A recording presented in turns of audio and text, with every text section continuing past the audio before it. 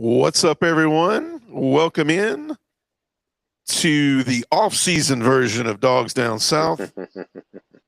I'm your host, Ted Turner, and I'm here with my man Fish. First episode of the off-season, Fish, and man, we could probably use the whole episode to ponder back towards the college football playoff and the Sugar Bowl loss to Ole Miss. But I think you will Yep. probably put some of that into your playoff pick, your national championship pick coming up. But man, first off, hadn't been together since then. So how are you? Better than I was. Every day is better than the next because that loss hurt. It hurt worse than other loss. I've been a part of a lot of Georgia losses. I've been a Georgia fan since 1978 when I was born. So, but that one hurt particularly bad. Yeah, man. You know, I'll start out by saying this because we're not going to hit on it long, but I sit here and I watch everything going on with the portal, and I watch everything going on in college football and coaching and you name it, and I will just say that, like, there's going to be years like this. Should we appreciate being in the playoffs, and should we appreciate having a coaching staff that continues to? I mean, we won the SEC championship this year, right? I know that Yep. conference championships have been downplayed, but I just feel like as a fan base, sometimes we get lost in a little bit of, we're a little hurt. We think some coaching decisions could have gone a different way. We think that players made some mistakes. But when we look at everything, there was a lot of teams that were watching, that night, and wishing, this is my goal. This is my goal, to get into the college football playoff, and there's a Yep. chance this playoff could get bigger. But although we're hurt, man, like we're still in the glory days of Georgia football, and we're going to spend the Oh yeah. entire offseason talking about why and talking about what we're going to do to improve. But we're in the glory days, man, and we got to fix some things. Yep. Kirby's got to fix some things, but I'll give you this question, Fish, and I think it will set up for what we're going to talk about. Is I was asked a question the other day from an LSU fan that resides in Florida, and they said, "Let me ask you this," because he was actually making a point. He said, "Do you think, as an LSU fan, that if I knew that LSU had the opportunity to take Kirby Smart or Lane Kiffin, who would LSU hire, without a doubt, out of those two candidates? Who do you think they would hire? Kirby, Why?" proven, sustained success. Yeah. The thing that he brought up too was less drama. I mean, Yeah.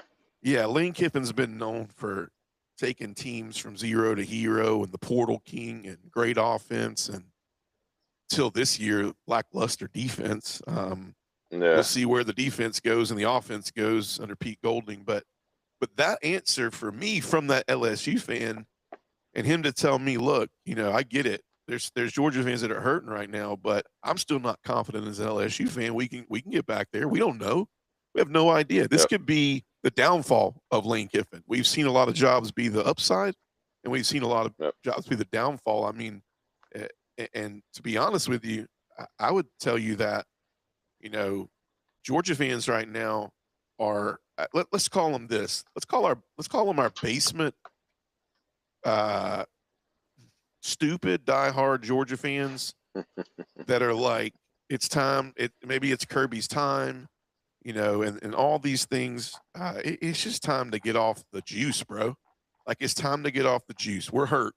I get it, man. Just because maybe some of these is not right, but just because you're getting an argument with your wife over the fact that you want to go to bed at 9 o'clock tonight instead of 10 o'clock because you're tired, doesn't mean tomorrow you just go, we're just done because of that. hmm It's like saying we're not going to be done Yep. because of the fact that we went 12-2 and we're a little butthurt, right? So we can stay all night on Yep. it, man. But what do you think about this, real quick? Let's give a little attention to this national championship. Like, what do you think? What are your first impressions about the national championship?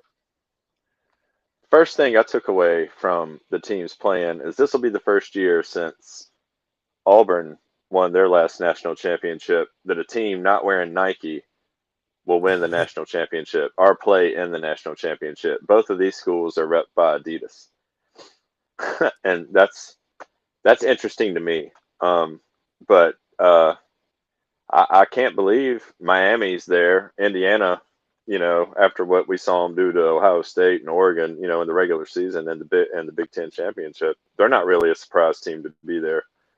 Signetti's Right. put together a really good team.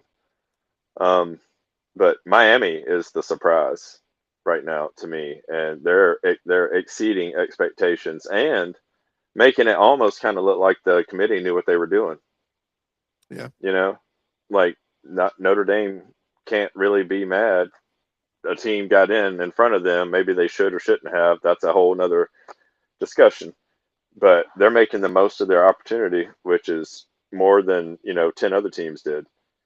They were actually in there, ranked a lot higher than them, who had quote unquote better seasons than them. So kudos to them, dude. Mario Cristobal, I'm he's earning a lot of my respect as a head coach. I like what he's doing. Team looks great. He's got them playing really good. Best football they've played all year at the right time. Yeah. And the thing is I was talking to somebody the other day, and to keep it short, they were talking about Carson Beck, and I looked at him and I said, "This isn't about Carson Beck, man. Miami's not asking a lot from Carson Beck. When you're able, imagine Carson Beck. I mean, I actually took up a little bit for Carson Beck because I said, imagine if you would have given Carson Beck the running game that Miami gave Carson Beck this year when he was at Georgia. Maybe Carson Beck No kidding. is a little bit better version of himself, and maybe the pressure being on him to go and produce is not there. And so, so I agree with you, man. I mean, and Kirk Cignetti, let's pump the brakes a little bit. I would say people are kind of flipping out about the whole, is he the new face of college football?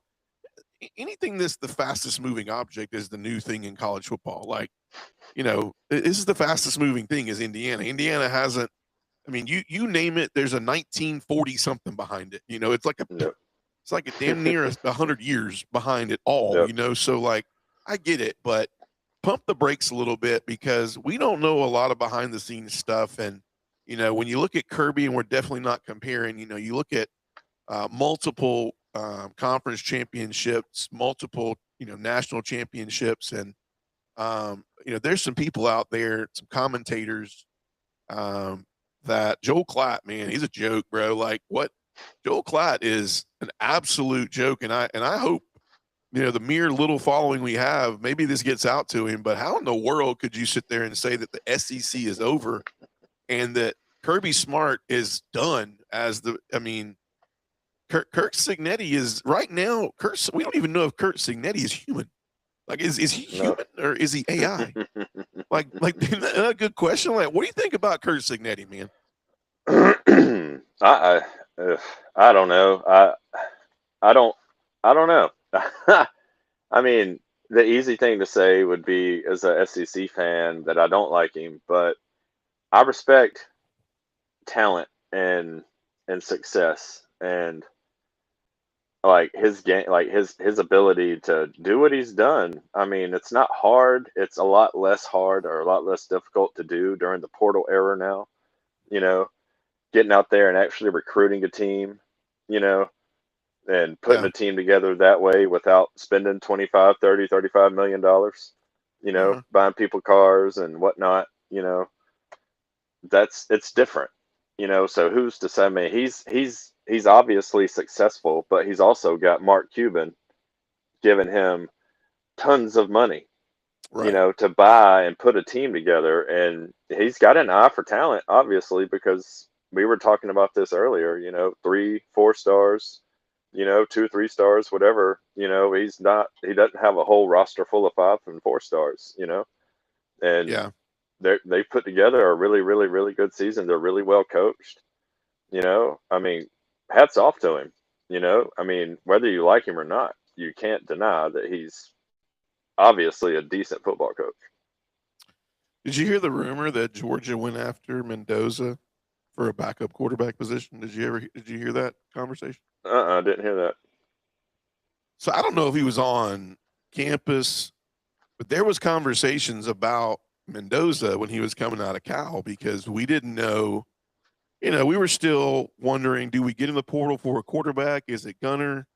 But Mendoza was conversated with, well, at least his agent, and Kirby was like, I don't know if I want to pay that money because I don't know what Mendoza made, but we love to sit here and say that Cignetti's put together all this. That roster's you just don't hear as much about it. The number. I mean, there's a reason why you hear the numbers because they want you to hear the numbers. I mean, Texas. We're going to talk about it here in a little bit, but they'll be the first team in college football NIL history, and this will be broken. Records are made to be broken.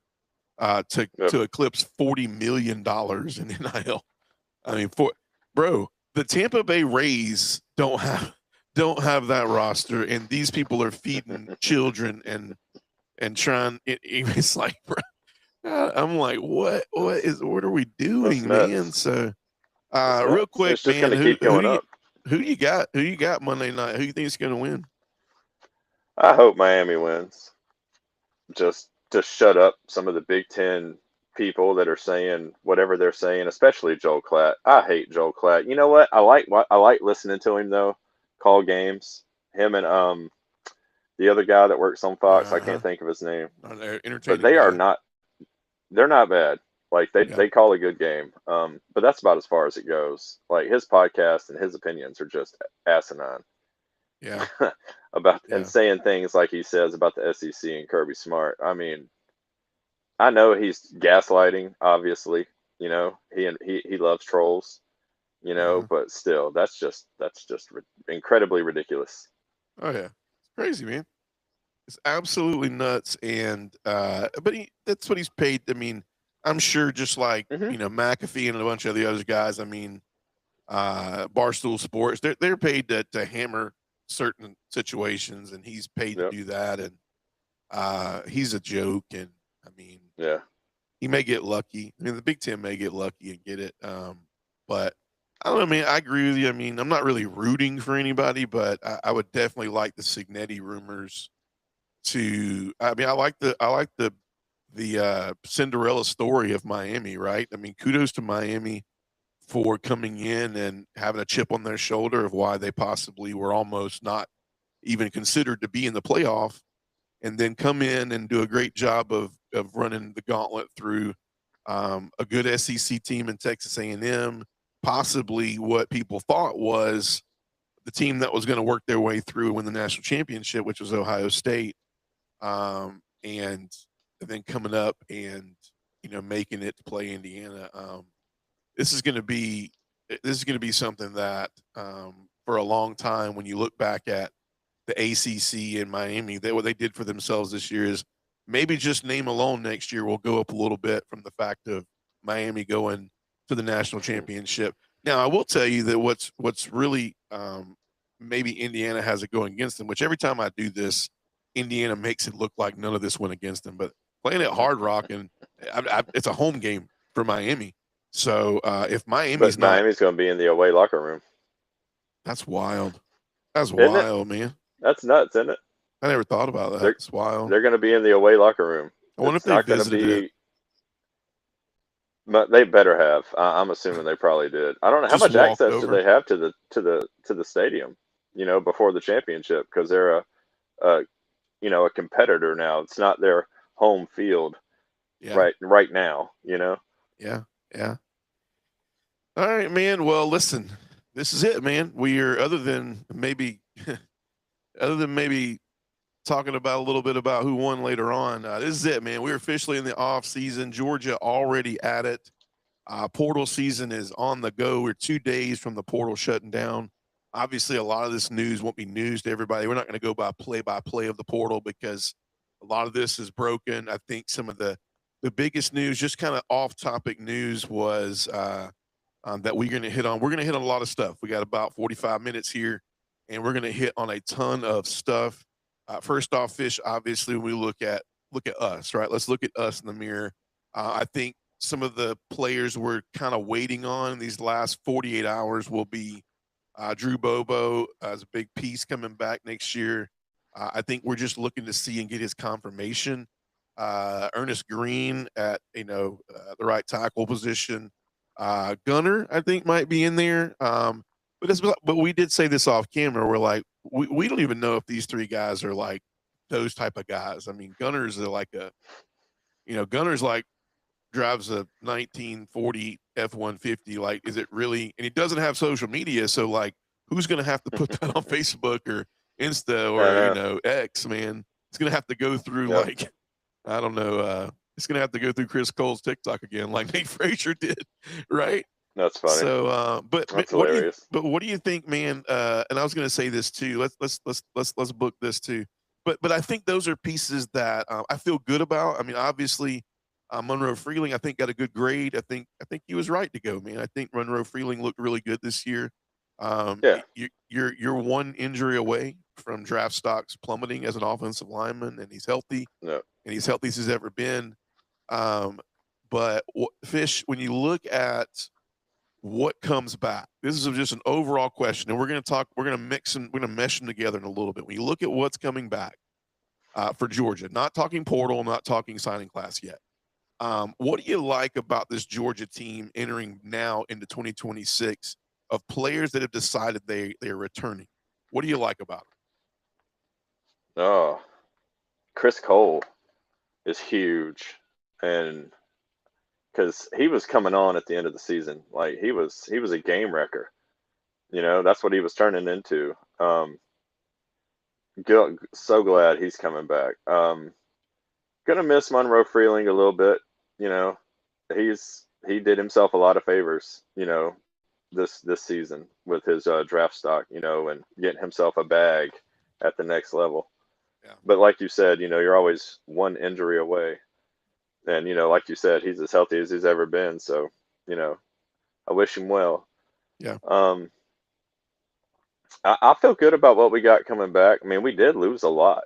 Like, we lost a lot of production, but as far as what's coming back and what we've still got, man, I'm happy. And, we're getting some help, in the portal, so I'm looking forward to it.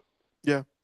Yeah, and the gets, these are not hidden. I mean, a lot of people know this. If you're following along with Georgia right now, that was very intentional.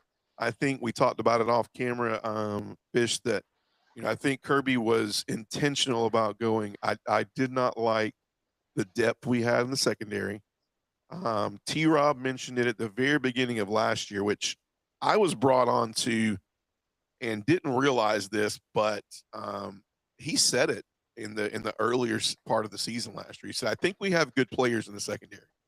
I don't know if we have Georgia players in the secondary. I don't know if we have players that are ready to play at a level that Kirby Smart wants the secondary to play at. And I don't know if we can look back at our secondary and go, this was a T-Rob or a Dante problem or any of that, or we missed Will Muschamp or any of these things, right? But I do think you can look at and go, what are we learning from this? So for any Georgia fan to say that Georgia hasn't learned anything, now this year you have a mixture of portal players that come in with a lot to prove. When we signed Khalil Barnes, he's an instant impact out of Clemson. Instant impact, So it's like he's got 1 year. He's done. He brings a lot of matureness to the table. This is not a guy you have to come in and talk fundamentals with. Where's your eyes? Where you're supposed to be. He's a cover guy. He's a big guy. He's going to help you get in the box and cover the run. This is an instant impact guy, right alongside of one that may fly under the radar is Gentry Williams out of Oklahoma. This guy had some shoulder problems last year. He didn't play a lot, but when he played in 2024, three interceptions, 40 total tackles. Another guy that can get in the box, make tackles, and he's a direct impact guy. Jamarly Riddle. A lot of teams that were in for Riddle out of East Carolina, they wanted this guy. They wanted this guy. He is quick. He's a good tackler. He's somebody we got cover guys, and that's huge because I feel like, and I want you to chime in on this, I feel like the biggest place we were exposed last year was pound for pound athleticism when it came down to receivers being able to run free and us Hmm. purely have to cover and make things happen. Do you agree? Disagree? Oh yeah, totally agree, man. Totally, especially with the type of defense we like to play. I think we were forced to play a lot of zone, more zone than we normally would like to. And I think that affects our sack numbers too, because we blitz more. When you blitz, most of the time you're playing man. Uh, so, and hopefully we can shore up that. I don't know, like we got some guys, and Ellis is going to be huge for us Yeah. this year coming up. He's going to have to be a shutdown corner, which I think he will be with another offseason. Getting better. Um, that was definitely a spot we got exposed in a lot, and I think that had a lot to do with why Clemson, or not Clemson, but Ole Miss was able to have so much success against us, because that quick pass game, man, that is lethal, Yeah. or it And can be. you gotta think Kirby's getting close, right? Like you kind of feel like he knows this year, okay, like we just one of Kirby's youngest teams he's had, and Yep. we as a fan base felt like we could have made a run this year, right? We felt good about it, not just because we're Georgia fans. We've sat here before and been like, it's going to be tough. It's going to be tough. Yep. We've been in the Mark Richt days, and we've been in the Donnan days, and we've had those years where we look like, all right, this year's going to be tough. We just don't have it. Yep. But and even with Kirby, like you would look back and look at some of the years and go, we didn't have a what do you call it, a beat on Stetson Bennett that first year. I mean, it was JT Daniels. Everybody thought JT Daniels was going to be the breakout guy, Yep. I know I but did. so yeah. So you feel like Kirby's getting close. He got close last year. Well, what was his big deal? He was like, look, I don't ever want to have a season like that again where we can't run the football. Now, and now, although I do believe that there were spots where this year where I questioned the fact of running the ball when we needed to run the ball. It was Yep. tough, but it might have been tough sledding for everybody. This is college football, and you're talking about the top 12 to 20 teams in the country. But it's no secret that we wanted to get the secondary right. Also adding Braylon Conley, another quick cover guy out of USC, was somebody that Georgia really liked. And so those four guys right there, immediate impacts. Other notes, I mean, you got to wonder and you hope, right? And let's dive into this real quick. So the wide receiver room, most productivity coming back from last year is London Humphreys right now. Okay. So let's talk about this. That sounds a lot worse than it is, in my opinion. I think that Yeah. just sounds a lot worse, because some of the guys we actually do have coming back could have had higher numbers, but a couple of them got hurt. Yeah. Um, you know, so Yeah. you can't read too much into that. No, of But course. that's still that's alarming though, slightly alarming. Yeah. Now, I mean, when you look at it, and I know I wrote this down. Here's now I said that because I wanted to give the backstory on it. Like, love the Isaiah Canyon pickup from Georgia Tech. Yeah, 6'4", that's huge. big 215 kid.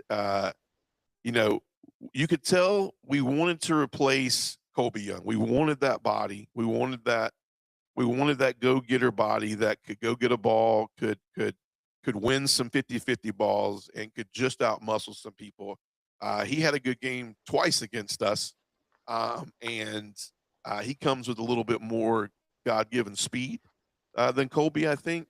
But big Yeah. get there. I don't know. Maybe there's a couple more splashes, but I mentioned something earlier in the week. But I say that to say, does this mean, right now? Let's flip into could this be cool, right? Does this mean that James Coley is happy with the fact that Talon Taylor, C.J. Wiley, Sokovie White, Thomas Blackshear, Landon Raldon, and Tyler Williams, who are on this roster, and we hadn't even broken into our class. We haven't even broken into our class yet, which I'm really excited about as well. But does that mean that they're really excited about the improvements in this wide receiver room? What's your take on that? One can only hope. You know, this is another in Kirby we trust situation. Whew, I don't know because Gunner, I feel like it's the type of quarterback who's going to need some help from his wide receivers. With their ability to make plays and get open, and run routes. Um, I don't know. I'm nervous about the wide receiver room because Yeah, we lost a lot. yeah, But Taylor, I'm excited about him. He had flashes this past year, yeah, yeah, and if he can sure up his hands and catch some balls instead of drop them, cut his drops down, um, then I think that'll be huge. I expect a big yeah, year out of him. yeah, yeah. And uh, uh, when you look at what we've brought in, Craig Dandridge, uh, kid out of Alpharetta, Georgia, Cambridge. Excited about him. And some of these guys were on campus as well. And out of Carrollton, Georgia, I really like Ryan Mosley out of Carrollton. 6'4", another 6'4" body, man. 6'4", 206. I mean, and we hesitate because we know that some of these guys are not going to be able to come in and be direct impacts. Maybe. Maybe. I mean, I do know that Nate Frazier, we don't know that. Nate Frazier came in and, if anybody remembers correctly, Nate Frazier came in not with the super freshmen, which were the ones that came in January. He came in during the offseason and immediately they were like, who's this Nate Frazier guy? Next thing you know, the only reason Nate Frazier, everybody was freaking out about him, and we're going to get to that in a minute, but was because of the fact that it feels like Nate Frazier's already been with us for a while because he Yep. came on and he had such an impact as a freshman. And he had a really breakout year this past year, almost being the first 1,000-yard rusher we've had in a long time. Good So Lord, I know. any of these guys could break out, but you have a feeling unless in the next 2 days you see us sign a wide receiver, which I don't really know what's out there. I don't think it's It's true. much, but it makes me think that I do think that I possibly thought I would have saw more activity in the wide receiver room. So that would only lead me to believe that they feel like Taylor Taylor. They put some NIL money into Taylor Taylor. He's a 5-star hometown kid. So this is the time this year, you're looking at the way NIL works, you're looking at these seasons as sophomores is these guys are looking at breakout years, right? CJ Wiley, Yep. I heard, was given a lot of opportunity during retention months of December to prove himself, and he's done a really good job. And all these guys have seen playing time. I think hmm Taylor, I mean, for Taylor Taylor, if he doesn't get hurt, he may be a key addition to that team by the end of the year. Yes. You even mentioned, right? He was getting Yep. balls thrown to him when he Yep. came back against Ole Miss. Yep. Um, but even more exciting is the fact that maybe this is the year of the tight end. Is this the year of the tight end, Fish? Because, dear Lord, I mean, if we don't, I mean, Lawson Lucky, Ethan Barbour, Elias Williams, Jaden Riddell, let me go over here.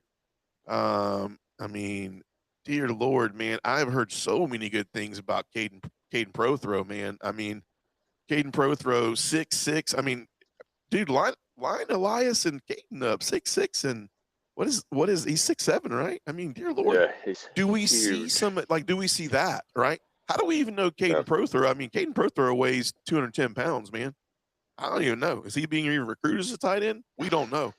We don't know because if you look at it, Yeah. I mean, I'm looking at these stats right now. I got Isaiah Canyon at 6'4", 215, my guy. So Yep. Caden Prothrow's 6'6", 210. So Yep. is he even being recruited at tight end? I don't know. He I kind know of that he kind of was. reminds me of like a Jimmy Graham. Like he could, he's going to be a tight end on the roster, but he's got those wide receiver moves and speed.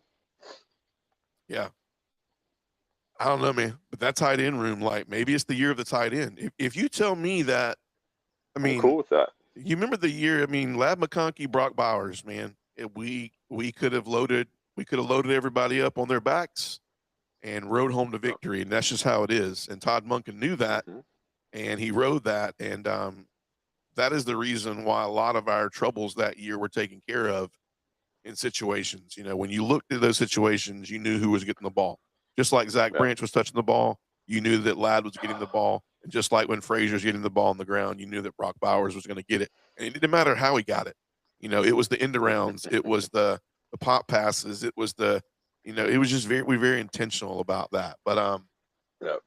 big time. Now, just finishing up on transfer stuff. Obviously, the names that kind of hang out there that are interesting. Dante Dowdell. I feel like Dante Dowdell is the guy that they found. Does it just feel like Fish that like Kirby wants that Josh McCray type guy? Because I think Dowdell fits that role, right? 6'2", Heck yeah, 227. dude. 6'2", 227. That's a monster. So do you feel like he kind of just wanted a Josh McCray for another year with that one? Yeah. Yeah. Plus, you know, we don't know what we're going to get out of Bo Walker either, but I think he's got a good amount of size and speed too. Like, he could be a bruiser. Yeah. Yeah. And my question real quick before we go on to maybe what else we need. We'll do a list of what else we need, and then we're going to start doing a what does this roster possibly start to, what do we think this roster is going to end up and look like after Friday? But let's talk about outgoing transfers. So Dominic Kelly, obviously news today that he's gone, and I think we discussed it. We wish the best for Dominic Kelly, but man, when he got in the game, wow, it was just, man, sometimes he just looked like he didn't even know what game he was in.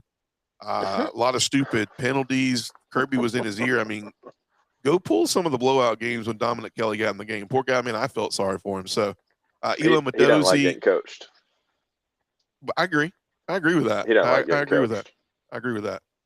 Elam Madozie, I mean, I came out and said I thought Elo was going to be a hit. I think what we found out with Elo is the weight programs he had come from did not translate into the weight programs that he needed to be in to play in the SEC. He got swallowed up a lot, especially with Gabe Harris's injury. He was in there, but I don't know what he was. Man, it sounded like he was just another. It sounded like he was another person to hit and take a block on, but he didn't get much. He didn't get what we needed to accomplish at the edge position. Now the guys that have found new homes, Adrian Maddox came to us from UAB. He's found a home at Kansas State. Andre Evans had a no contact tag and went to NC State. The big one here, let's talk a little bit about this one. Janelle Aguaro, I was high on Janelle. Janelle went to Ole Miss. I don't know if you agree with this, but five-star guy, but I just don't know if he ever, like T-Rob talked about, do you ever felt like Janelle just knew what he was doing in this system? Like, what did you think about Janelle? He never peaked. Like, he had flashes, but he never got close to his ceiling, I don't think. And I don't think he's going to. You know, I think we've got some of the best secondary coaching, including Kirby and T-Rob, man, in the country. Right. And if you can't get better at, you know, your position, secondary position at Georgia, then I don't know if you're going to get better anywhere. I think I understand, you know, because we've got a lot of talent right there, and he didn't see the field a lot. You know, he was splitting time down at the end of the season, and I think that kind of may have rubbed him the wrong way a little bit. I don't think he's tired of getting coached hard because, I mean, he's been with us for a couple years now. You know, I think it was just a mutual decision, you know, to part ways. I think he knew that it was going to be more of the same this year, you know, with the emergence of some younger players. And, you know, he's 5'11". He's honestly a little undersized for that star position, I feel like. I think we need somebody a little longer with a little more length right there. Yeah, and Janelle came to Georgia as a 4-star recruit. He peaked at a 5-star at some point in time in the season. I think when he finally got to Georgia, his final grade was a 4-star, and then he exited 247 with a 3-star rating. So very evident he never really peaked, right, in that situation. Janelle, to me, he's a guy that I just feel like I agree with you. I don't think he ever peaked. I think he never felt comfortable in the system. Did he get hurt by injuries? Yeah. But once again, probably saw the writing on the wall. These guys all have meetings. They all have meetings. Yep. They want to know where they're at. And these meetings with the coaches are more of, do I think I'm going to get from this player what I'm ready to get from him to go out and try to earn a spot on this roster again? And there's some guys that are going to be like, I don't know if I want to go out and try to earn a roster spot this year. Are you presuming I'm going to be the starter? And that's just what makes it different at Georgia. Like, these conversations are not going the same as they're going with other schools, right? Yep. And so that's what makes it different. But wish him the best. He went to Ole Miss, and we'll see. We'll see where I'm. I'm. I've seen good things from. I've seen improvements with Ole Miss and Pete Golding and defense there, and it's gotten better. I mean, they had a great game plan against us. I think second half, and so I wish the best for him. Bo Hughley heads out. He ends up with Deion Sanders. I think Bo just never really peaked for us because 295. He just couldn't. He couldn't encompass that weight that we like to play with the stamina that Georgia Exactly. and Kirby, that Kirby likes to see. Do you agree? Yeah.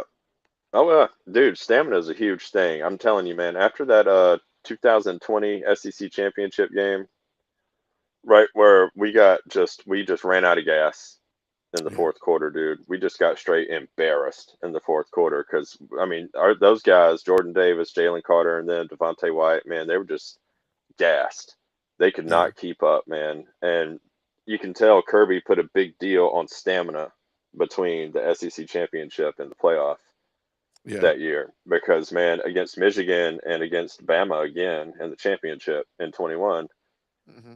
you could tell that they had done work in that area Right. and gotten a lot better at that. And that's a huge thing. And I didn't see any kind of stamina issues this year. So I think Kirby has learned from that. Or, not that he didn't know that they need stamina, late in games, but I think he made it more of a priority. Right. Right. Yeah. No, that's very true. I agree with that. Other players, Jaden Harris, Kansas, Chris Jones, just couldn't. I mean, heard so many good things about Chris Jones. You heard about his practice. It's just a loaded room, man. It's a loaded room. We're going to talk about it here in a minute. So I wish Chris the best. He just couldn't break the roster. Kelton Smith, interior offensive lineman. Georgia State. Jordan Thomas heading to South Carolina. We'll see Jordan Thomas this year, as well as Janelle Sure Aguaro as will. we play South Carolina at South Carolina.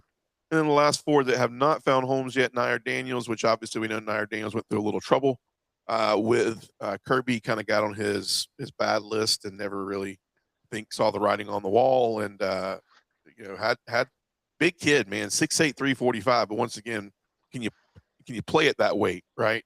Rod Exactly. Robinson, which was not a shocker to me, but hasn't found a home. We wish the best. Pierce Spurlin, coming out of retirement, glad to see that he's given it another shot, and so looking for a home. And then Daniel Harris. The writing will always be on the wall to know what happened with Daniel Harris. We saw flashes of greatness, and then nothing. So, Never been a but fan. yeah, just nothing. Now, I wanted to do something real cool before we went on back to the recruiting page, and then to look at the. So when we look back at transfer portal last year, right? Hmm. So it was fun. It was crazy to see the amount of players that we took on last year in the transfer portal that hit the transfer portal again. This is going to be wild to you, and it's our listeners. So Elam Adozi, 1 and out. Adrian Maddox, 1 and out. Jaden Harris, 1 and out. Um, in that whole realm of things, you look back at some of these players and you kind of realize that in the great big scheme of things, like, you thought it was going to be a long list, right? That's it. There were three Hmm. players in there that was 1 and out. But here's my thing: look at the players who found homes and had a huge role in the success of Georgia this year. Josh McCray, obviously out of Illinois. Josh Horton had some key snaps Right. on the line this. I'm sorry, on the defensive line this year. Adrian Maddox had some key snaps, although he moved on. Uh, Yep. Obviously Zach Branch. I mean, we know we know what Zach Branch did for us this year. Zion He's Branch. I'll stop there. God bless God bless Zach Branch. Yeah. It's funny. My that was my daughter's favorite player. Yeah. She even had a T-shirt and everything. Um, she she told me that we're gonna have to be fans of whatever team drafts him. 9 years old. Yeah. Yeah. It just wants to watch him play. I mean, he was great, dude. I'm gonna miss him. I was sad that he forwent his last year and is going pro. I mean, more power Yeah. to him. I'm glad he's doing that and not transferring somewhere because I was gonna be sad, so sad because he was a Yeah. lot I of fun don't. to watch, man. We haven't had a player like him in a good minute. Yeah. Yeah. No, I agree. I totally agree, man.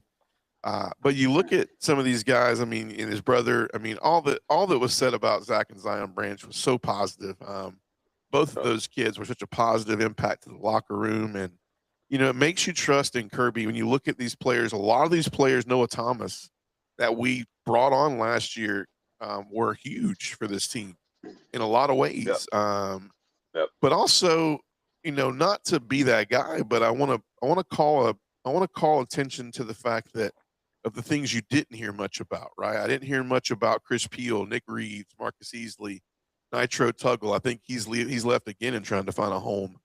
Branson Robinson. Although I wanted what's best for Branson, you didn't hear a lot about Branson last year, right? Colin Gill didn't Hmm. hear much about. We did play against him against Charlotte. Damon Wilson, he's back in the portal right now.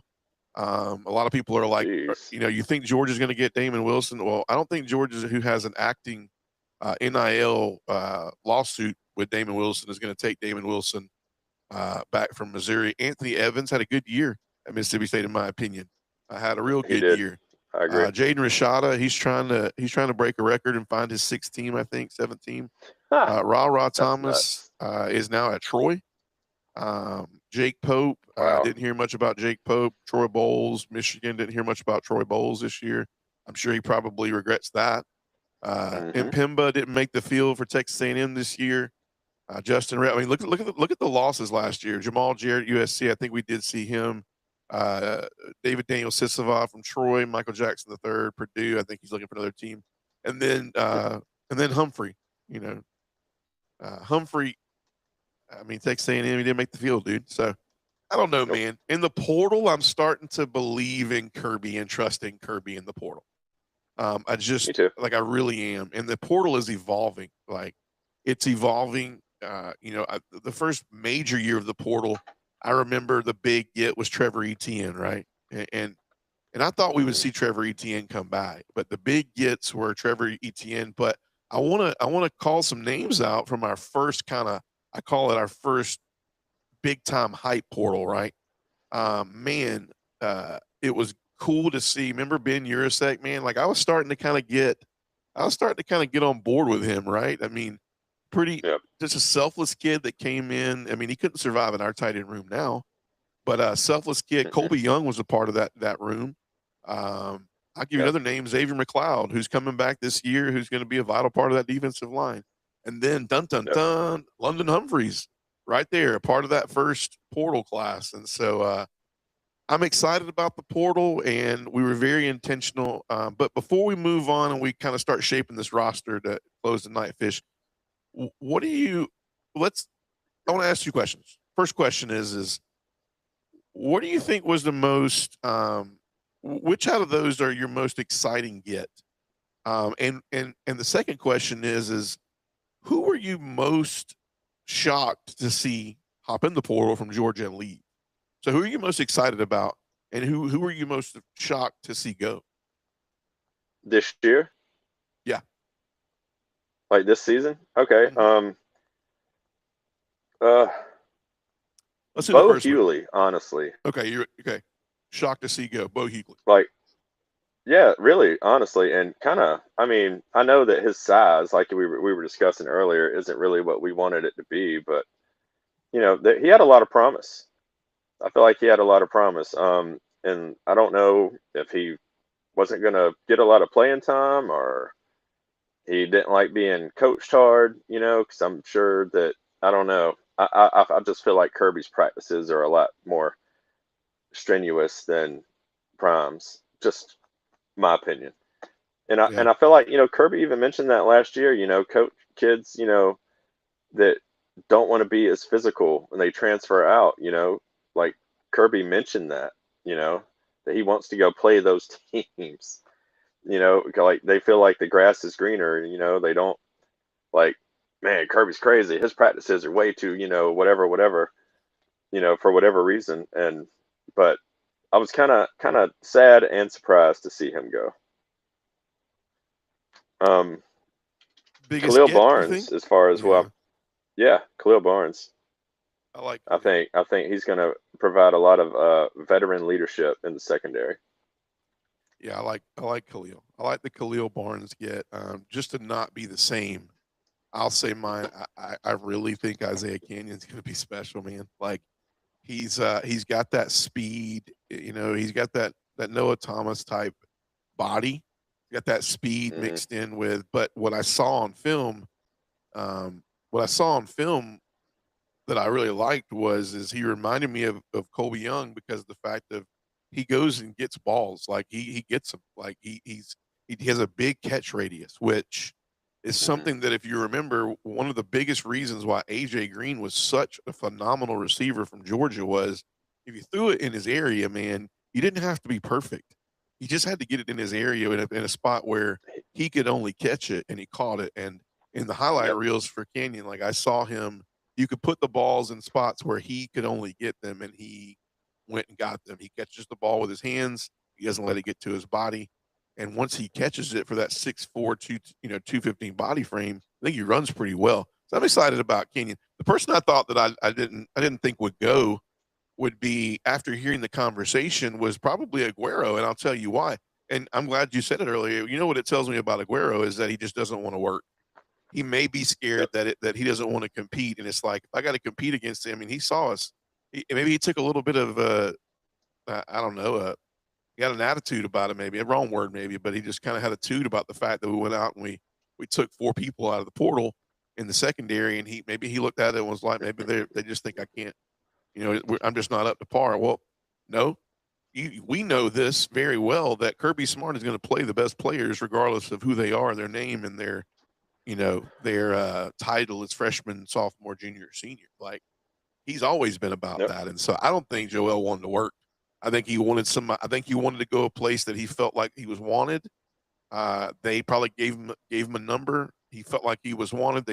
Pete Golden probably said, "You have a real good shot of being a key player for us in the secondary," and he wanted to hear that Hmm. because he hasn't heard it in a while, and that kind of shocked me. But it didn't.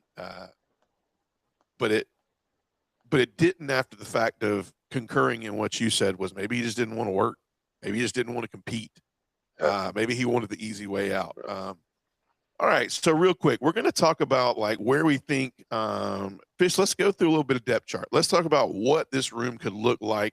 Before we do that, I'd like to just brush the rumor, right, and throw it out there. I'd like to give you your thoughts on this, but man, blew my mind the other day, right? So for all the viewers, I'm gonna go out there on a limb. I think I'm right, so I'm gonna go out there on a limb and say this. But Nate Frazier was never portal bound. Nate Frazier was never I don't think Nate Frazier was ever portal bound. I think I listened to Rusty Mansell on 3 Dogs HQ. I listened to them a lot, and I like Rusty. But this was a slip up for him. It was either a slip up for him, or they needed some marketing early January for memberships, Yeah. because I just found it hard to believe that Rusty Mansell went public with Nate Frazier has not signed any paperwork. Um, and he only made it. He only made those comments and only made that viewable to members boards. And so, in order to get that content and figure out the real story without seeing AI and TikTok and everybody and their mama starting to put their own swing on it, was to actually pay for the membership. So I think Rusty Manziel was like, "Hey man, you want to get some quick clicks? Let's just say Nate Frazier hasn't signed yet, because he hasn't. We're not lying. He hasn't signed yet. And let's just say that KJ Bolden is possibly thinking about not going anywhere either, because we haven't really heard him say he's staying, right?" And I think at the Yep. end of the day, like, I think Nate Frazier saw himself, and I'm gonna let you chime in on this. Listen, man, went down 4 plays before the end of the game. He's seen the productivity since he was a freshman here early on, and was very productive at Georgia. He's a guy that has the Yep. opportunity to come back next year and tote the rock 70% of the time. Yep. And he has an opportunity to be 1,000-yard rusher and go into the NFL next year. on a high note, and he just wanted what every player in the NCAA wants right now and is being allowed to do. He just wanted to restructure his money because they're allowed Hmm. to, right? He saw it flash Yep. before his eyes. And I don't know what he's getting right now. I don't know what his freshman deal was. I don't know what deal he was on last year. Maybe it was only on 500,000, 750,000. And he goes, "Look, man, I just think I'm worth $2 million." I mean, damn, dude. I mean, Cam Coleman is going to get 6 from Texas A&M, and we don't know if he'll have the same That's productivity. Yeah, crazy, right? ridiculous. But tell me Oh, this, that's ridiculous. chime in on this. Nate Frazier, right? I'm telling you, he was never a threat to not. He's just doing what he's allowed to do, man. Like, what's wrong with that, Hmm. right? What's wrong with that? Nothing. Nothing. And I know I texted the group, and it may have been taken just a smidge out of context, but I wasn't saying, more power to him in like a negative way. Right, Like he's been nothing but good to us, right, and for whatever reason, if something happened and he wanted to go and move on, as long as he didn't go to Florida, Auburn, Ole Miss, Bama, yeah, you yeah, know, more power to him. As long as we don't have to face him, because I know what kind of back he is and I know what he can be, and I feel like he's only going to get better. And yeah, I think him and Chauncey are going to be a killer 1-2 punch, man. yeah, And we got a little bit extra depth too. We got a guy coming in out of the portal, plus we got Bo Walker. Our running back room's going to be stacked. yeah. And you can't blame Roderick Robinson for wanting to bail, which I think that hurts a little bit. I know he was hurt, and I know turf toe was a nagging injury for him, and I know it took him a hot minute to get over it. And we didn't see him play. I don't think he touched the field until like maybe the SEC championship game, right? Yes, yes, So, you know, I hope he, gets what he's after. And, I hate that he had to go because I was looking yeah, forward to seeing him this year. You know, yeah. I really was, because I thought he had a lot of, like, his ceiling was super high, man. I feel And he like, stuck it out. He stuck it out. I mean, yeah, he did, and I agree with you. I think Rod saw the writing on the wall, and it is a "what have you done for me lately" type it really of is. league mentally. I mean, this may not Yep, be what Kirby's thinking, and they have meetings, but yep, sometimes it's like, depending on how it's presented, it's like they go in with a what I want to hear and what the coaches are going to actually tell them. Like, I do believe hmm, that, and I don't know how this goes because I'm not. I'd love to. I'd love to, you know, be a person that's able to sit in on what do these coaches meetings look like and what do these meetings with their agents look like and things of that nature. But if you don't think that Nate Frazier has, I mean, you don't think that Nate Frazier is worth the 2 million. I mean, 2 million. I don't think he got two. I don't know. I don't know what he got. Maybe he did, but I think he's worth every dime of it because that's what we've allowed. The NCAA has allowed that. You can't get mad at that. The NCAA dude. has turned this into a mockery. I mean, the portal right now is the most disgusting thing I've ever seen. At least, thank God, in 2 days we don't have to hear the damn thing until the next January. So that's great. I don't have to hear this. We don't Yeah, have to talk about this in spring. We don't have to. We don't have to watch all the, athletes who are butt hurt and crying about the fact that they don't feel like after their springs and spring games that they're going to be able to play this year and make it yep, all about them. So I'm glad about that. But I me do too. think that Nate Frazier is just him and Chauncey. They're like, look, we just want to make sure we're making the best decision for ourselves. Injuries are going to happen, and that could have been it. And hell, for all I know, man, that $300,000, it might be gone, bro. Whatever he got in his freshman deal. Nate Frazier's worth every penny. I think Chauncey Bones is worth every penny. And kudos to them for doing it the right way. I think they did it the right way. I just think that some people misspoke. And if behind the scenes, Rusty Menzel probably got a little conversation of, hey, man, let's not do that, right? Let's not stir that pot that's really not needed to be stirred. It was good to go. Yeah, Let's look real quick though. Here's what I want to do. I want to shape the roster with the time we have left. And I want to look at what a couple of names that could be direct impacts from this from this signing class. Who could be quick impacts really quickly, like a Nate Frazier. And then you can kind of tell me if you disagree, if you want to add some names to it. But looking more and more like this quarterback room is going to shape up to not have many changes. I think you're looking at Gunnar Stockton as QB1. I think you're looking at Ryan Puglisi as QB2, Ryan Montgomery at 3, Hezekiah Millender will be at 4, and I think Coulter Jen will come back and be at 5. I think this doesn't change any agreements, disagreements, things that you might want to add. I think this is kind of what our quarterback room will look like in 2026. What do you think? Yeah, and I hope they coach Gunner on his release. I hope they bring in some sort of guru or wizard that can make that man shrink his release time in half. Because that was a huge deal against Ole Miss, and they obviously saw something on tape where they could slide and stunt to the gaps in the throwing lanes. Because I've never seen a team do that well ever. Yeah. That was super impressive and sad at the same time. Yeah. Like those boys were sliding right into the lanes because Gunner gives you 3 seconds. It's like slow motion and he's coming around and oh my God, it's just that has to change. That has got to change. Yeah. Or else every team is going to know the blueprint to shut him down. Right. Right. Like that's something's got to change. He's got to work on that. That has to be the number one area of improvement for him. I think his accuracy, his heart, his toughness is unparalleled. It's unmatched.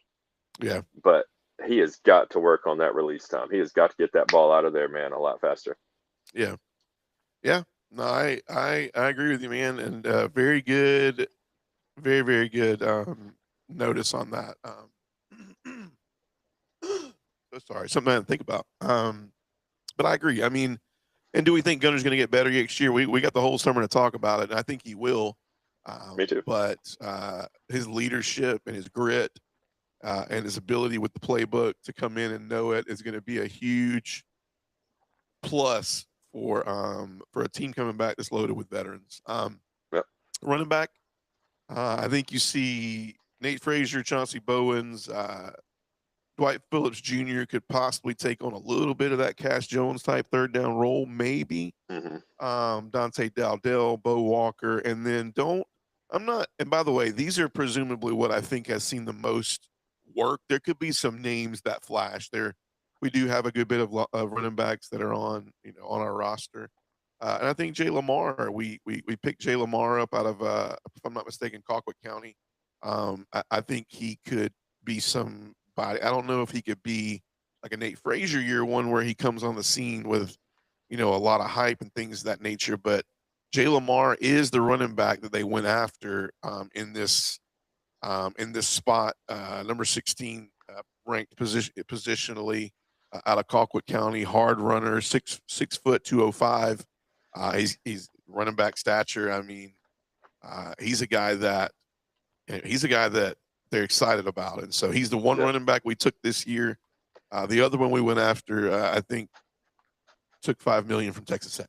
But anyways, wide receiver. Now, this is a little bit of loaded. This is loaded. This is one that we can kind of look at. We mentioned returning starters. When you look at, you think it may look a little bit like this. You may see it the Z on the outside. You think you'll see London. Obviously, I'm thinking in the slot.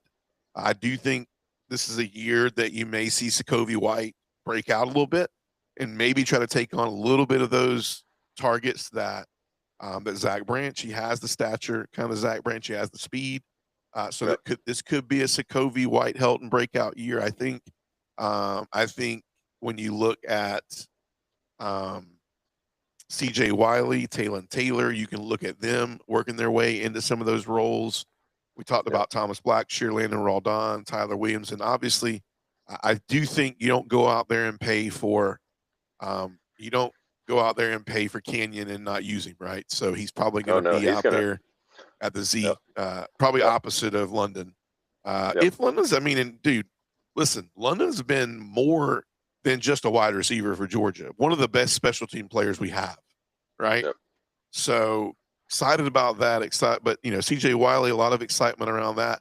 If I can just throw a couple of these names that could be direct impacts, man. The 10-4 speed of Craig Dandridge is something that Georgia went after with him.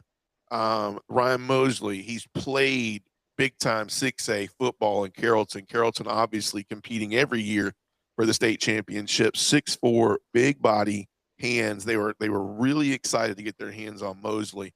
And then a late addition that some people are just kind of like, I don't know, man. They're like, who is this guy? Where did he come from? But Dallas Dickerson was a late addition out of North Oconee. This is another, I hate comparison, but fast, 10-6, 10-7, 100 time. And, he's got that Ladd McConkey type look, just like Yep. if he comes in, he puts a little weight on and he runs. I mean, he's fast. Between him and Raul Don, man, I'm like, when are you going to see one of these guys from out of nowhere, Jeremy Bell, that are going to be these speedsters that like break out and you go, there he is. They've been by, I mean, this was a good wide receiver room this year. And so who knows, but I think if you look at it, you're probably going to see the majority, unless you see a breakout coming from London, Talon Taylor, Sokovie, CJ, and probably Canyon. Do you agree, disagree? You think there's a name in there that might see some more action than those guys? Without somebody No. stabbing the portal in the next 2 days, and we don't know. No. I think you hit the nail on the head. I think you pretty much covered, everybody. I think Talon Taylor is going to be the guy, though. I think he's going to elevate his status. I think he's going to be a good slot receiver for us. Him and Sokovie White too. Those two right there. Those are going to be the dudes outside of Humphreys and oh my God, we just said his name 100 times. Yeah, Canyon. There you go. Yeah. Canyon's going to be. I mean, we invested in Canyon. He's got big playability. He's going to come in and play. Yep. It's just all it is to it. Tight ends, man. I love this room, bro. I love this room. Holy cow! Lawson Lucky, Elias Williams. We haven't even tapped into Elias Williams yet, man. Jaden Riddell, who has done some really great things in the run game for us. Jalen has. And then you enter in a healthy Ethan Barbour. You really hope with Ethan, you thought that after the injury, man, he would have had a year where I think we saw a lot of playing time out of Ethan Barbour. He was, you don't look at him as the trending tight end with the most upside from hands, but everybody talked about how he had Brock Bowers type work ethic, attitude. He was a gym rat. And so if Ethan Barbour could be the breakout of this, and then obviously you wonder what they're thinking with. They went out and grabbed, I think, 2 tight ends. You got Lincoln Keys, who is no slouch, man. He's number 6 tight end in his position out of Saline up in Michigan. Lincoln Keys.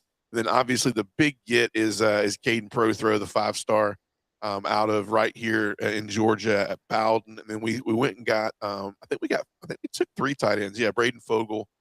Who's no slouch himself, man. I mean, out of Lexington, Mansfield, Ohio. I mean, people would kill for the other 2 tight ends, man.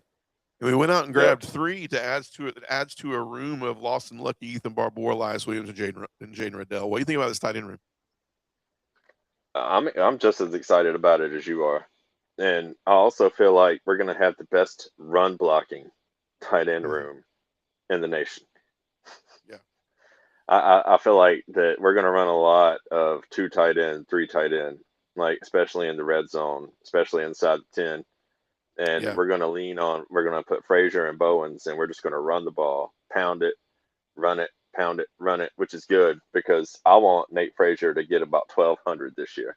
And I'll pay $2 million for 1,200 yards. I'm cool with that. Yeah. I think that's a very, very good investment. And I think Nate's fully capable of doing that this year. Yeah, I agree, man. Love the tight end room. And maybe this is another reason why you don't see us really going out there and stabbing the wide receiver portal, right? Yeah. I mean, there may be some hidden interest in what we have coming our way. And I like this tight end room. Now, offensive line. We don't know with Ernest Green. I think we have a good take that they're – let's just put it this way. I'm not going to be the guy that ruins that, but we're hoping that Ernest Green returns. We're hoping that Drew Bobo is in there. Obviously, we're going to be losing that left side, which is Micah Morris and Monroe Freeling that are going to move on and probably play day 1 in the NFL, which kudos to them. But I like I also like the productivity in the young guys this year on that offensive line, particularly Juan Gaston and Dontrell Glover. Yeah. Huge additions. I think they will be those are the guys right there that will fill that void. You can do a lot with that. Yep. You feel like Yep. you have seasoned vets over there, even though Monroe Freeling is leaving and he was a junior, obviously, and Micah Morris was a senior. You feel like you got some guys with some snaps over there, right? You look Well, at they played a Bobo. lot. Yeah, you look at Bobo, man. I think we can both agree that Bobo talk about a missing piece, man, in the national champion. I mean, sorry, in the playoff game. Geez, I mean Malachi I think it was Tolliver. huge. I think it was I think it was gigantic. huge. I think you can't understate like the significance of Bobo not being in the game right there, because that dude, I mean, he might turn into a great center one day, but January 1st, he was not. Yeah, no, I agree. It hurt us bad, man. Yeah. But if you bring Ernest Green back, you solidify right guard, you solidify right tackle. I think good things out of Daniel Calhoun, Michael Unai all year. I think Unai was close, but for the young Hmm. guys, he was probably the one that was the most behind. Yeah. I don't see us going out and getting any linemen in the portal. I think we're happy with what we have in development. And then obviously you're I think your ace in the hole right here is getting Ernest Green back and healthy. And when you do that, if you can do that, I think Juan Gaston and Ernest Green at your tackles are going to be pretty dominant. I mean, we've seen Yeah. Juan be very dominant as a freshman. Hmm. This is going to be one of the best O lines with one of the best running back rooms in the country, and that's not. There's a lot of people on a podcast right now saying that, and they don't really know that, but this is it's all pending off of Ernest Green, I think, and I think Bobo comes back, but Yep. happy with what we got there. Now, defense wise, Boom. dude, defensive line, I'm super.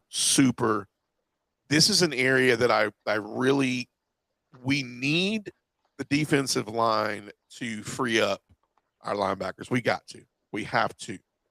Pass rush in the past has just not been there.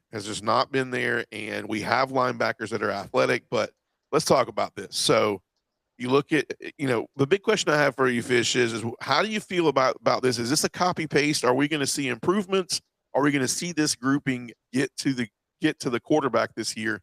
But you got Xavier McLeod who's going to come back, and you look at Xavier, and I mentioned him in that very first portal class. So this is nothing to him. This is a Christian Miller type thing where he's coming back and it's unfinished business, right? Yeah. Elijah Griffin, really, really good freshman season. Is this his breakout season? Jordan Hall just felt like he was getting back to playing dominance, and the injury comes up, right? Joseph Janiah, man, is this his breakout? Is this the year he breaks out? He's shown flashes this past year as a freshman, right? J.J. Hahn, and then Gabe Harris coming back. I think I'm going to mention this like I did Bobo. Let you chime in. How bad did we miss Gabe Harris against Ole Miss? Huge, dude. I mean, you can't understate his importance and value, especially in the SEC championship game. Man, he wrecked that game. Like, he had Ty Simpson scrambling all over the place. Like, the dude didn't know what to do. That's huge. I'm ecstatic about that. Yeah, I agree. I like this line, man. I like this defensive line. I like if we can we're getting one more off season of weight room for Elijah. Now, I haven't even spoken about the guys that I think, very soon, like, what does it look like for some of these guys to make, a quicker impact in a different way? I think those guys are definitely Joseph Janiah, Elijah Griffin, and Jordan Hall. Like, I think Jordan Hall has not hit his playing capacity yet in his career at Georgia, if he can be healthy, right? I agree. Added to Gabe Harris, And this is, and when we look at Georgia's defense, some people look at Gabe Harris as technically he's like an edge outside linebacker, however you want to cut it. But he played more. He played more, and he helped us more in run than anything, in my opinion. He was starting to take on those blocks like that we needed. We needed a couple of guys to be able to have to block Gabe Harris to start letting some of these linebackers roam free. I'm excited Yep. about these guys. Now, let me give you the name that I'm most excited about as being an impact really, really quickly.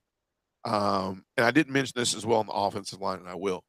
Valdine Sohn. Okay. Now, we don't know that name, but we need to get behind this name. This is a guy that they went and got. They wanted this guy, right? 6'3", 315 out of Blue Ridge School, Dyer, Virginia, 5-star, 98 composite rating. I think Sohn can come in and be a quick impact as a freshman. I think he can get some Elijah Griffin type snaps.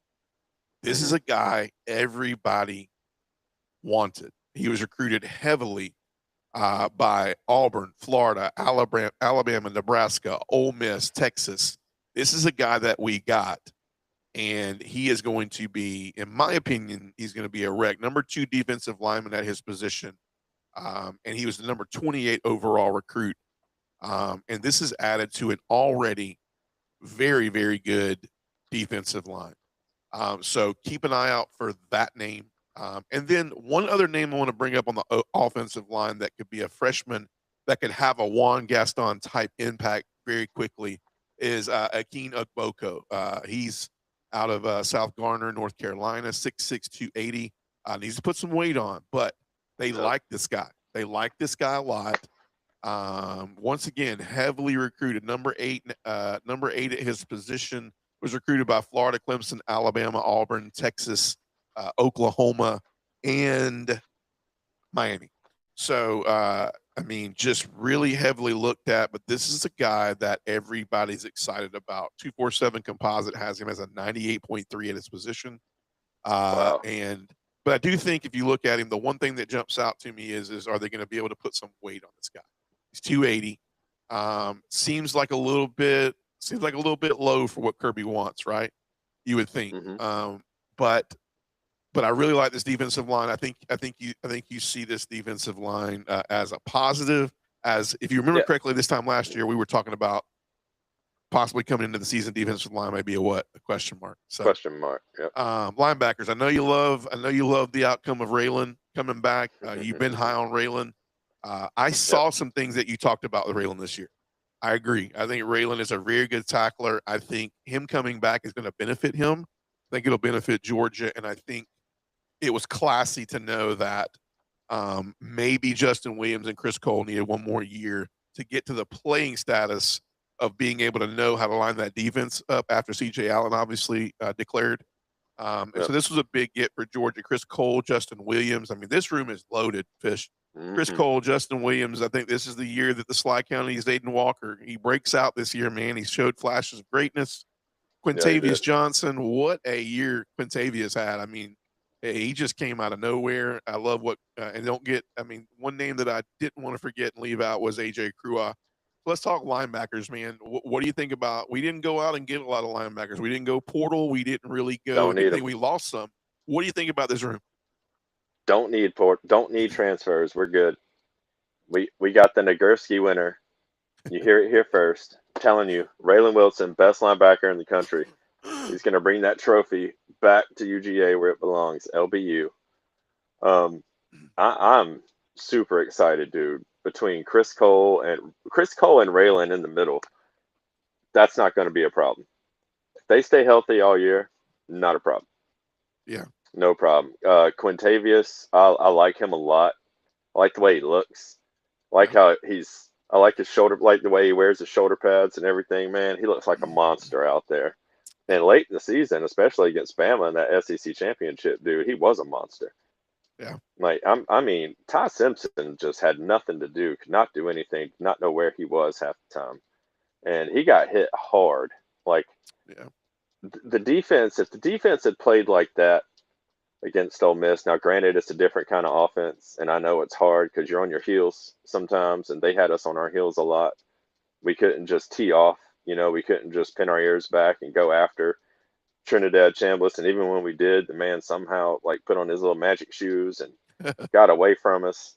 I Yeah. mean, but Dalen Everett, I mean, we were taking bad angles, especially in the fourth quarter when we'd get pressure on him and we get him back there and he'd run around and throw it. I mean, we're coming at him.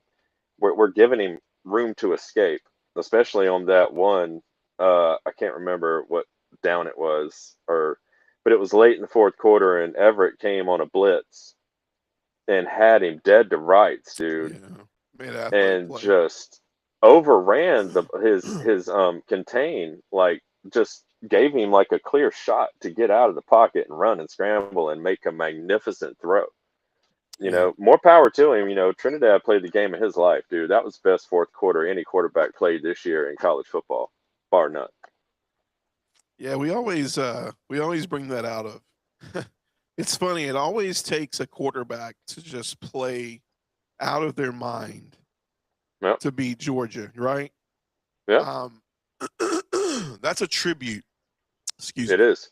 That's a tribute to Kirby Smart and this Georgia, this Georgia team, because every year it's taken a quarterback to play out of their mind to do that to us. It's never been, it's never been a dog walk. It's never been. I mean, I think we can all agree that Alabama got dog walked by Indiana. I think dude, we that can. was brutal. I think we can all agree that Miami really made Texas A&M look like they never even had an offense this year. Yep. I think we can agree that between Ohio State and Miami, they both look like their offenses never existed this year, right? Yep. So when you look at those things, there's just a bunch of blaring, things that come across, and you're kind of like, kudos to Kirby Smart, because we don't want to replay these in our mind, but do we really want to go back and look at the quarterbacks who have literally single-handedly beat Georgia by having just absolute out of their mind career unconscious games? Career games? Yeah. Career games. Like Todd Simpson back in September, Jalen Milroe last year. Well, I mean, Ryan Williams was a freak last year. This year, he's nowhere to be found. Well, he better like be found because he's all that Alabama has left at the wide receiver position. So I know. Oh my God, dude, that's crazy.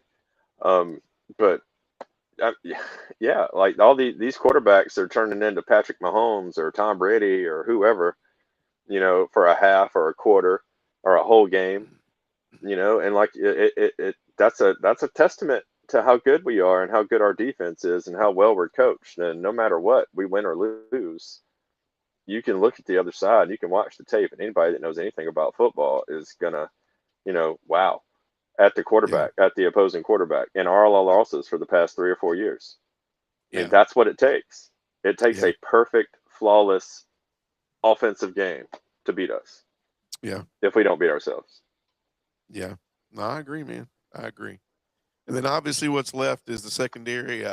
This is the one that we went out and we went portal bound, and I think Ellis and DeMello will kind of fight with everybody else to see who can beat them out for 1 and 2. You look at Kyron Jones, who went through some injuries. We mentioned, I think you look at Gentry Williams. You look at, I didn't mention this name too. Talk about a loaded defensive line. By the way, we jumped in the portal and got Amaris Williams from Auburn as well, who just so happens to be a 5-star and was absolutely great this year for Auburn on that defensive line for that Auburn defense. And it's been so short, but it's been so long. Who was the defensive coordinator at Auburn this past year? I keep wanting to say PJ, but that's a Minnesota coach. Oh my God, what's his name? Yeah, what's his name, man? Auburn's used to be at Maryland. Coordinator this year. Used to be at Maryland. DJ Durkin. Yeah, Durkin. Yeah, Durkin, man. Played really well for DJ Durkin. I thought that defense was not the problem this year. The offense was definitely the problem in Auburn. But oh my God, it was horrendous. Just grabbed him, who's going to come in and be. I mean, this defensive line, man, like we were very intentional about some things this year. Defensive line, secondary, but I think you have immediate impact with Khalil Barnes. So if you ask me what you're going to see take the field against Tennessee State, we'll be ready, man. Woo! Tennessee Let's State go. game 1. I think Ellis, DeMello, unless something shocker, and I do think KJ and Khalil are back there, and I think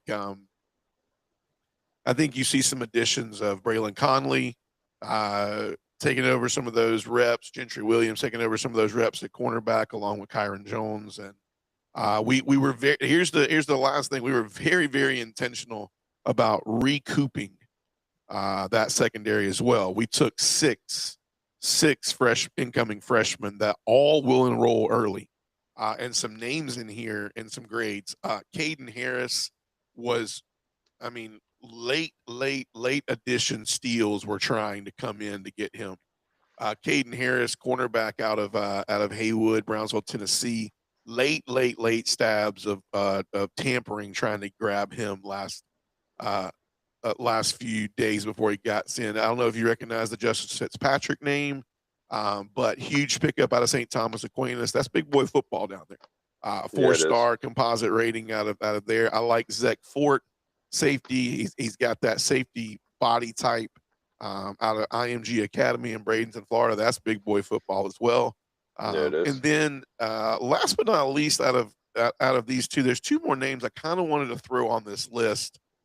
That's crazy to throw on this list because we've said so many names on the defensive line, edge, and linebacker. But man, these two names are, Georgia was pumped about these names. Nick Abrams is, if you haven't done so, go check his TikTok page out. This man is a physique. He's a health nut. He is built, and he could be the next great linebacker at Georgia. Nick Abrams the second. They are excited about this guy. He's an early enrollee. And then the other guy, we also stole Elijah Littlejohn from Ohio State, which is linebacker. But the last thing I'll tell you with just exceptional edge speed is they're excited about North Oconee, Kamari Brooks. Speed is what I'm hearing out of that. So, man, we did a lot tonight with a lot of names, a lot of statistics, but it's where we're at right now. We're 2 days away from this portal closing. I am counting down the minutes. I'm ready for this portal to be done and us to be able to move on and sort out roster and see where we're standing. We gave a glimpse tonight of what it would look like. It's weird, Fish. We're already talking on January. What's the date? 12th, 14th? The 14th. January 14th, 13th. man. We're talking, 15th, ready to see what's next and what's next on the list. I mean, spring football is right around the corner, man.